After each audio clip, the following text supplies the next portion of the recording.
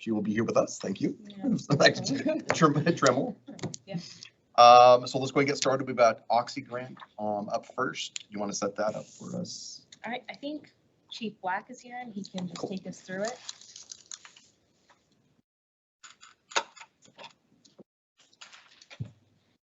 Hi, Chief. Hello, everybody. Good to see you today, Mayor, councilors. I'm just here today to request your permission to pursue Occidental Petroleum grant in the amount of $20,000. And with that money, we're going to purchase 2 air packs and 2 bottles. We're going to put it on the reserve ladder truck. And in that event, we'll have spares in case any of our other packs go down. And if we have a big incident, it'll already be equipped with 2 packs. So there's no match for the grant. We were awarded 20 grand last year for wildland packs. So we're hopeful they'll grant it again. All right. Any questions, clarifications from the chief, staff? All right. Everybody okay with that? Yeah. Awesome. Any other questions about suspicious packages? Anybody have any questions about suspicious packages? Okay. All right, thank you. Appreciate it. Like you're at here. Like you don't. No, You don't. Jeez. I dare you. All right, go ahead and move it on the Buckboard Park lighting. So this item is pursuant to council's request to review the lighting at Buckboard Park, and Ms. Lopez, Linda's here to present. Good evening, Mayor, councilors. So we've talked about Buckboard Park a couple of different times, and so you requested a follow-up on where we're at with the lighting, and so I'm here to try to give you a status update and then answer any questions that you might have. So of course, concerns regarding the safety of Buckboard Park have been around for over a year at this point. And so, but when those concerns were raised, we were in the middle of our Parks and Rec master plan, where all of the parks in the system were being evaluated for improvements. And so this body decided that we would wait until the master plan was published and results were provided before we would consider what needed to be done in the park. And so certainly our consultants were aware of the incidents that had occurred in the community at that time. And so they considered that whenever they evaluated all of the parks within the system, including Buckboard. And so in September of 2024, that draft master plan dropped. And a week after the consultant presented the draft findings, we came back and said, okay, this is what was recommended for Buckboard Park. These were the timelines by which the recommendations were recommended in terms of implementation. And we also at that time, you may recall, reviewed police data related to the park and incidents that had occurred in the park that resulted in police calls. And so the result of that data analysis was that really, despite a very tragic event, the incidents at Buckboard Park were really very typical in terms of incidents that happen in parks, unfortunately, throughout the entire network of parks in our area. And so at that time, the chief and I recommended that you all just support us doing an analysis during our capital planning process, by where we applied some additional considerations when looking at all the projects that were listed in the master plan at that 0 to 5 year timeline. And so very similar to what we did with the facility condition assessment, we took the data that was provided by the consultant and the recommendations provided by the consultant, and we added another layer of consideration. Among those was absolutely safety and security concerns in any of the parks. But we also looked at whether or not the improvement would address a deferred capital item, what it would do in terms of impact to maintenance, whether it improved maintenance or it would actually increase maintenance. So we applied all of these considerations into a spreadsheet, and it spit out some, numbers that helped us to prioritize the capital requests that we made in fiscal year 26. So while Buckboard Park lighting and some of the other improvements in Buckboard Park did score pretty high, they were within the top 10 priority projects after we applied our other criteria. The reality is there just wasn't enough capital funding to fund all 10 of those projects, plus the equipment needs that we have in parks, mowers, trucks, those kinds of things in order for us to conduct our work every day. And so we had to prioritize, and unfortunately, it did not make our recommended list when we were visiting with Carter and Jill and council on what our recommendations were for capital for fiscal year 26.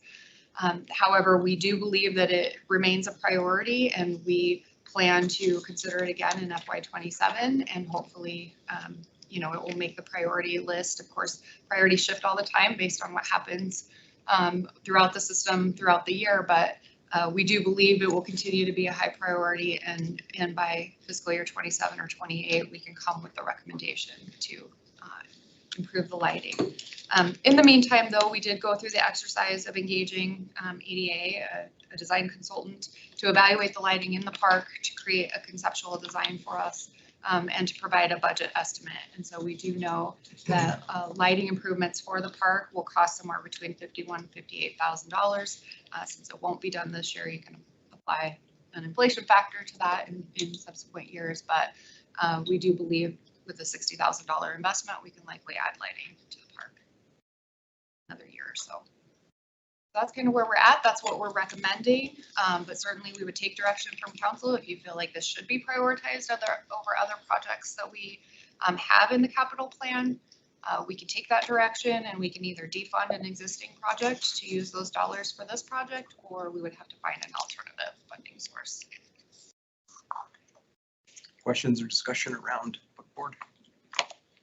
Yeah, Kyle. Mayor, thanks, Ulima, for the information.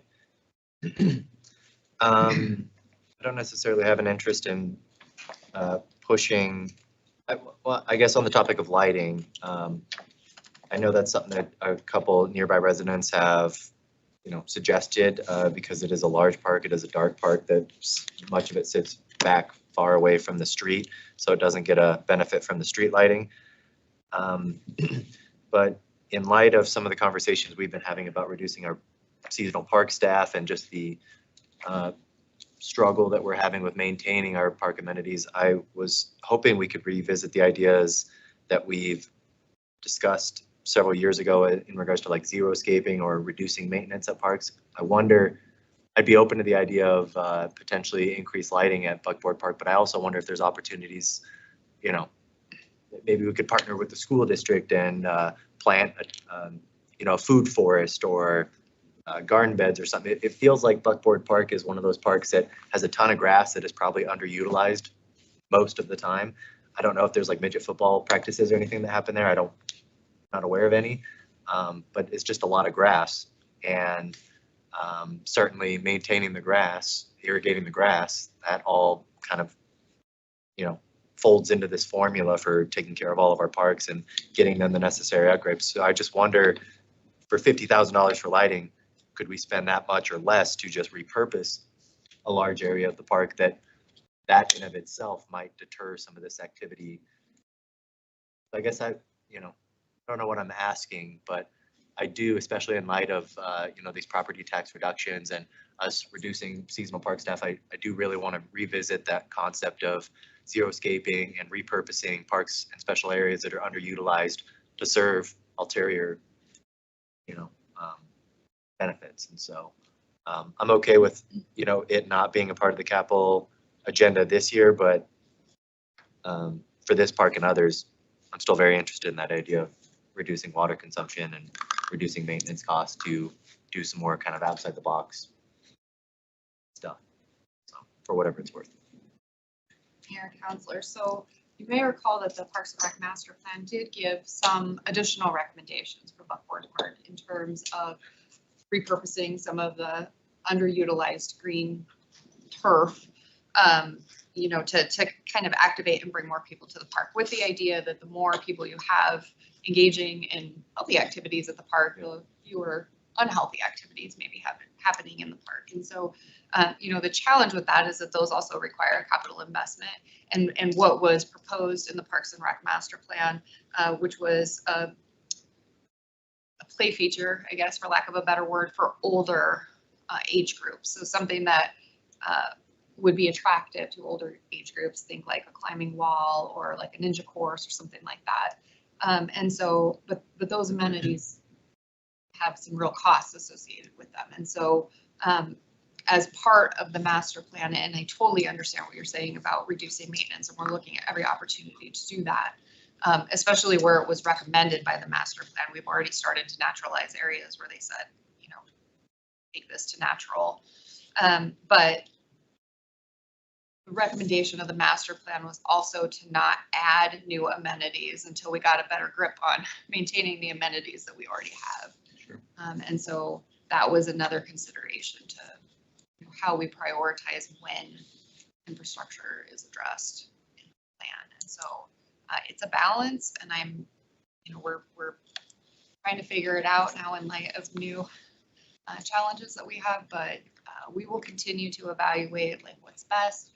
It's very possible that in this area we could do, you know, an open house, engage the neighborhood and see what they would really like to see, because while the master plan recommended something for older kids, maybe that's not what's really needed, and only the neighborhood can tell us that. So I think we will look at some efforts to engage the neighborhood and see what they want. In addition to that, of course, you know, we've been working with the Blue Heart Collaborative, and we do have some ideas in things that we can do in this park.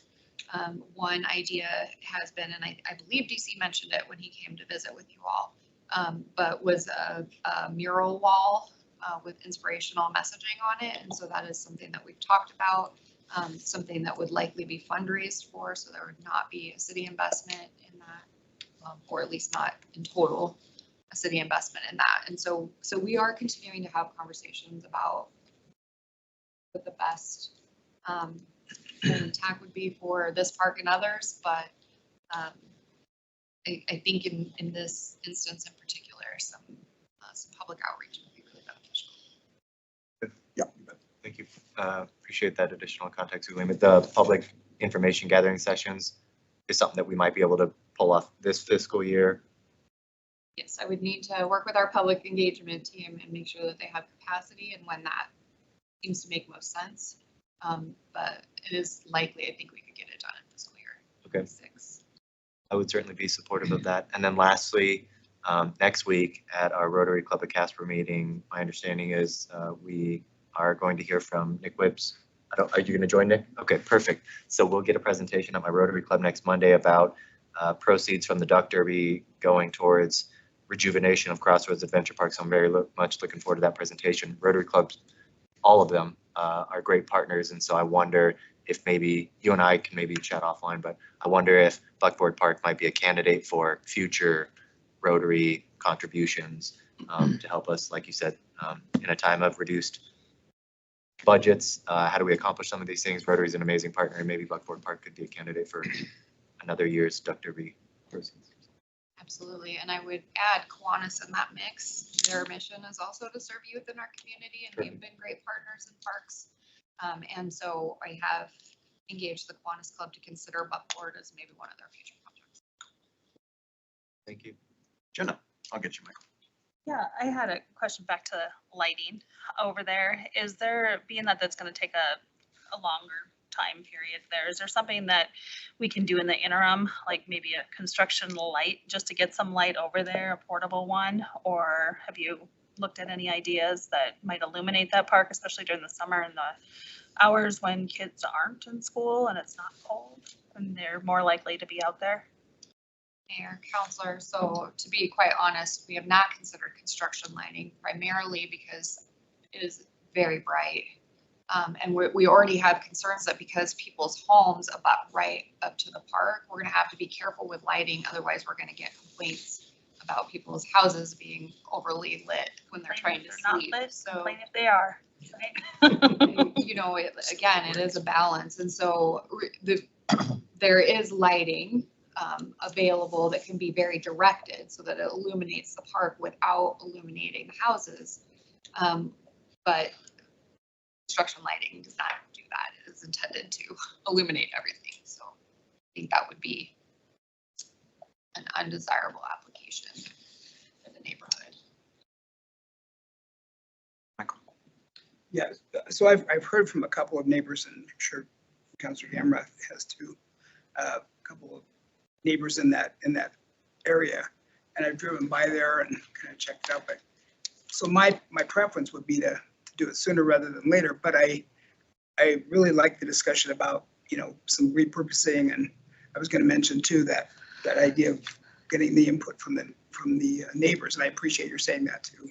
So yeah, maybe having it deferred until 27 wouldn't be a bad idea. I would like to see it done no later than 27, but that would give us a chance to kind of engage the neighborhood and kind of see what their preferences are. If lighting is what they really, really want, or could that sum of money or less be put toward, it's like a community garden project or something like that kind of repurposes the land and provides some security as well. So anyway. Bring back, I was just thinking, bring back neighborhood watch for those areas and they can control their own park until we can. Volunteers. Yeah, volunteers, Short but order these it would help kind of in the interim before the lighting or whatever happens. Just ideas. Why neighbors can take care of neighbors. Other questions, clarifications? So Zulema, oh yeah, go ahead, Pat, sorry. Thank you, Mayor. So I didn't read the capital plan close enough. What did get prioritized? Was there park lighting any place or? Mayor, councilor, no, we did not implement park lighting in any park within the city. And overall in the Parks and Rec master plan, it was recommended that we evaluate the entirety of the system and, establish standards for lighting at the different types of parks. So a neighborhood park versus like a more regional park versus, specialty parks. And so that is an exercise that we probably need to go through as well in order to establish the standard by which we're going to execute park lighting. That's a great other consideration. In terms of other projects, I don't have them all committed to memory, I'm sorry, but I'm happy to share that with you, the info packet. Anything else? So part of the construction costs to the additions down in North Casper, is there any lighting consideration of those new amenities? I mean, what I've seen and just learned in short order, like the remodel here on City Hall must not have included any of the boiler or maintenance work, because it seems like part of that right off the bat, a chiller or something needed replaced here after the renovation. So Mayor, councilor, so in terms of North Casper, yes, the grant that's happening for Marion Kreiner includes lighting the skate park because, again, as a specialty park of that nature, it is recommended that they're lit. And of course, that was a grant-funded project with a 10% match, so we felt like that was good use of those dollars. In terms of the North Casper Athletic Complex, there's ball field lighting considerations, obviously, which are a little bit different than traditional park lighting. Whether or not we have enough funds to upgrade ball field lighting has yet to be determined. The $3 million grant is phenomenal, but it still won't be enough to make all the improvements that we need to make in that athletic complex. So we're still working through all of the needs and establishing the priorities of that grant funding.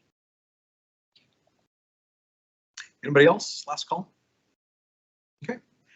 So it sounds like, Zulema, you want a direction on that as far as moving forward with buckboard lighting? Mayor, I just wanted to make sure that council is comfortable with us waiting until fiscal year 27 or 28 or with a capital project to add lighting. Everybody okay with that? I know it's not ideal, but it's good. Okay. Thanks, Zulema. Okay, agenda review. Does anybody have anything that they would like to review of the current agenda that we have or last week. Any questions about tonight's meeting? Something like that? That maybe Eric or Fleur can answer.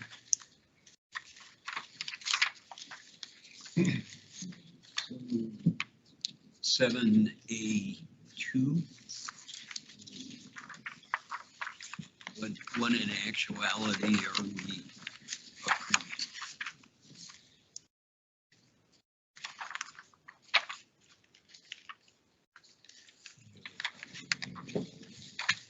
Did you bring it out? We're looking at. Mayor, Yeah, I can Eric, answer. you bet. Mayor, council, so as you know, at the last special meeting, we did approve a citywide policy and resolution. This is an amendment to our municipal code that is needed to bring it into compliance with the newly enacted statute regarding concealed firearms in public facilities and public meetings. You'll note that it's a very minor change that's intentional. It's basically giving a nod to, unless otherwise allowed pursuant to Wyoming law. The rationale there is that it's much harder to change an ordinance. Takes 3 readings, public comment, and hearings. Much easier to change the resolution. So it's broad enough to where if there are statutory changes, if there are things that council wishes to change with regard to the policies or resolution, that can be done much more expeditiously. So this is truly a very finite change to the ordinance to bring it into compliance or consistent and into harmony, if you will, with the current state of Wyoming statute. And I would just add that, you know, absent that change, portions of our current ordinance would be preempted by the change in the statute and have no force in effect. Anything else on the agenda review? Or do you have any?